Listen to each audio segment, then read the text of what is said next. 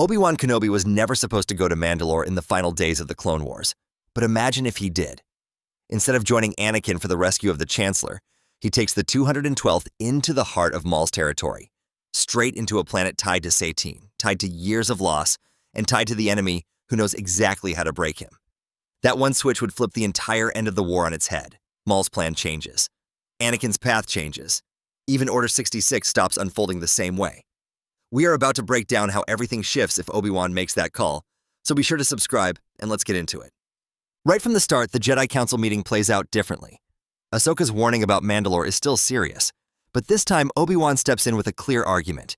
He knows Mandalore better than anyone at that table. He understands its politics, its warriors, its history, and its pain.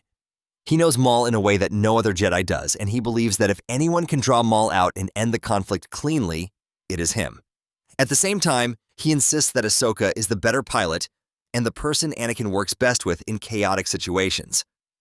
The Council listens, and instead of splitting the forces the way they originally planned, they swap the assignments.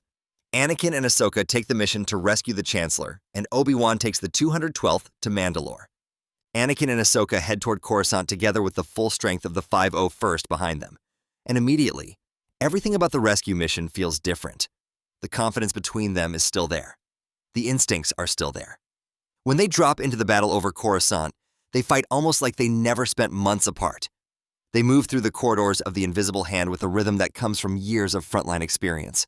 When they reach Dooku, the duel still spirals into the same moment of danger and anger. Anakin gives in to the darker impulse and kills the Count. But this time, Ahsoka arrives close enough to feel the shift in him. She sees the look on Palpatine's face, calm and almost pleased. She doesn't say anything in that moment, but she watches the Chancellor much more closely from that point forward. Before we jump into what happens next, a quick shout out to the sponsor of today's video, Sabers Pro. If you've ever wanted a saber that actually feels like it came straight out of the movies, Sabers Pro has you covered. Their hilts look like proper on-screen replicas, the blades are bright, and every one of them is built tough enough for real dueling. Check the link in the description and use the referral code LukeStemple when you pick one up to support the channel. While that mission plays out, the siege of Mandalore unfolds in a very different way under Obi-Wan's leadership. The 212th fights with more discipline, more caution, and more coordination than the 501st did in the original timeline. They reinforce each sector, move slowly through the city, and push Maul's loyalists into tighter corners. Maul feels the pressure building much earlier. He realizes that whatever momentum he hoped to build is disappearing. Obi-Wan's experience makes the battle feel less like a desperate chase and more like a controlled takedown. Eventually, as expected, Maul lures Obi-Wan down into the Undercity. But instead of confronting Ahsoka with arrogance and a recruitment pitch, he throws everything directly at Obi-Wan. Maul taunts him with Satine's death, the failures of the Jedi Order, the corruption in the Senate, and the deception that has been pulling the Republic apart. And then he drops the real piece of information he has been saving. He tells Obi-Wan that Anakin Skywalker is the key to Sidious's entire plan, not as a victim, but as the final step needed to reshape the galaxy. Obi-Wan hears this differently than Ahsoka would. Dooku warned about a hidden Sith Lord years ago. Fives warned about the clones. Now Maul is warning about Anakin. The pattern becomes impossible to ignore. The duel between Obi-Wan and Maul is fierce, but Obi-Wan is fighting with clarity. He doesn't want to kill Maul. He wants answers. He wants the Council to hear what Maul is saying. He eventually defeats him and orders his troopers to secure the city. But when it comes time to transport Maul off-world, Obi-Wan refuses clone security. He remembers Fives too well. He senses too much urgency in Maul's warnings. So he takes Maul alone in a small shuttle, leaving Cody and the rest of the 212th to stabilize Mandalore alongside Bo-Katan. Meanwhile, Ahsoka and Anakin arrive back on Coruscant with a very different energy than in the original story. Ahsoka is more suspicious of Palpatine, and she talks to Yoda and Mace about the way the Chancellor behaved after Dooku's death. That alone might not have moved the Council, but they soon receive Obi-Wan's message saying he has captured Maul, and that Maul warned him about Anakin being targeted by a Sith Lord. For the first time, the Council seems to connect the dots. The war, the clones, the Sith, and Anakin are all part of a single plan they still don't fully understand. They decide to keep Anakin away from Palpatine until they can question Maul. And the fastest way to do that is to send him and Ahsoka to Utapau to eliminate Grievous. Ending the war becomes a priority, and keeping Anakin off Coruscant becomes a precaution they should have taken long ago. So they send Anakin and Ahsoka to Utapau together, with a large detachment of the 501st. On Utapau, the two of them fight through the droids with overwhelming force. Their teamwork is almost unfair. Grievous tries his classic tricks, but he is no match for both of them at once. When Grievous falls, the Separatist leadership collapses, and the Council finally feels like it has a chance to end the war cleanly. But Sidious feels the walls closing in. Maul is being brought to Coruscant. The Council is acting faster than expected. And Anakin, the person he has spent years manipulating, is suddenly out of reach, so he makes his move early.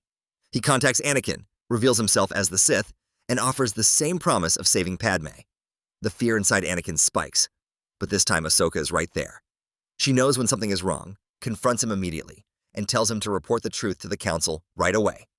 Anakin actually listens. He doesn't hide it. He goes straight to Mace with the information they have needed for years. When Obi-Wan arrives near Coruscant with Maul, the Council has already decided to act. Mace gathers several masters and prepares to arrest the Chancellor. By the time Obi-Wan's shuttle gets close to Coruscant, the Council already knows two things. Sidious is real, and he has been targeting Anakin from the beginning. Obi-Wan prepares to transport Maul back to Coruscant, unaware that the entire galaxy is seconds away from breaking. As the Masters confront Palpatine, Sidious does something he never had to do this early in the original timeline. He triggers Order 66 right in the middle of the confrontation. The command echoes across every clone battalion instantly. Rex is hit by the command on Utapau, and the 501st turns on the two people they trusted most. The chip activates. The order burns through Rex's mind, but because of everything Fives told him, he hesitates. That hesitation gives Ahsoka and Anakin just enough time to react. Blaster fire erupts. Jedi fall across the galaxy, and Utapau becomes a battlefield within a battlefield. Ahsoka and Anakin fight their own soldiers while trying to stun rather than kill, and Rex is torn between the command in his head and the loyalty he feels toward the 501st and his generals. On Mandalore, Cody receives the order and becomes the first wave of Imperial control on the planet. Bo-Katan suddenly finds herself surrounded by former allies who have turned lethal in an instant. Jedi stationed there don't survive the first wave. Obi-Wan is caught in a shuttle when the clones fire on him. A cruiser tries to destroy his ship. A boarding squad tears through the hull. Maul laughs because he knows exactly what has happened. Obi-Wan is forced to release Maul temporarily just to survive. For a short moment, they fight side by side against clones, cutting their way out of the trap. Maul escapes as soon as he can, and Obi-Wan barely gets out, realizing the entire Republic has turned. The fight between Mace and Sidious does not end the same way either. There is no moment where Anakin walks in confused. The duel is interrupted by the chaos outside. Whether Mace falls or survives badly injured, Sidious does not get the clean victory he wanted. Too many Jedi know the truth. Too many senators saw pieces of the confrontation. The lie is harder to sell. The Jedi still lose countless lives, the temple still falls. But the difference is the clarity that survives. Anakin does not fall into the Emperor's hands. Ahsoka is not isolated. Obi-Wan is not ignorant of what happened. Instead of the clean fall into darkness, this timeline becomes a messy, unstable war, where Sidious is exposed earlier and loses control faster than he ever expected. Mandalore becomes one of the first major battlegrounds of the new regime. Cody leads clone forces under Imperial command, while Bo-Katan and scattered Jedi mount early resistance. And somewhere in that conflict, Obi-Wan must face the fact that the commander who once handed him his lightsaber with complete loyalty is now an enemy shaped by programming he never asked for. As for Anakin, the promise to save Padme still haunts him, but without the moment where he turns on Mace, without the isolation, without the seduction, without the staged betrayal, his fall is no longer guaranteed. He becomes one of the biggest wildcards in the galaxy instead of the Emperor's new fist. That is how everything shifts when Obi-Wan goes to Mandalore instead of Coruscant, and how one change in assignment pushes the entire Clone Wars into a completely different direction.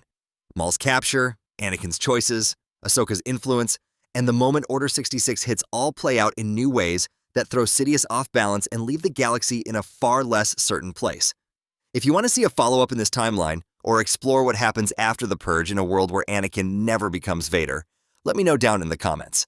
Before you go, do not forget to hit like if you enjoyed the breakdown, subscribe for more Star Wars What If stories, and ring the bell so you never miss an upload. And if you want a lightsaber that actually feels like it belongs in the films and can handle real dueling, check out Sabers Pro using the link in the description.